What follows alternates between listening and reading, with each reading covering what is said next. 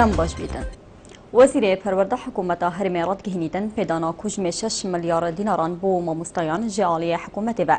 چه جراو شاوی چینینا گهوریدن و پایکو دجیل سلیمانیه ده بردوام نبید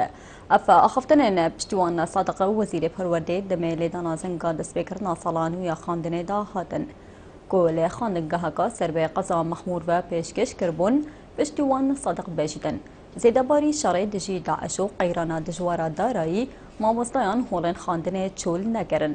ڕاستە قەیرانە دارایی کارتێکردنەکە نەرێنی لێسەر کردێ پەروەردەی کردیە و ڕەوشە مامۆستایان گرانتر کردیە چێ کەسێکی خوددان وجدان نەشید بێژیتە ڕەوشە مامۆستایان باشە لەوڕان دێ هەندێک گوهۆڕین بۆ باشترکردنا ڕەوشێ ئێتەکردن بۆ vê مەرەمێژی دگەل جوات هەوەزیران ئاخفتینە و شیاینە پارێکی کەم وەکو پشتەوانیەکە بۆ هەتنوچوونە مامۆستایان دابین بکەن.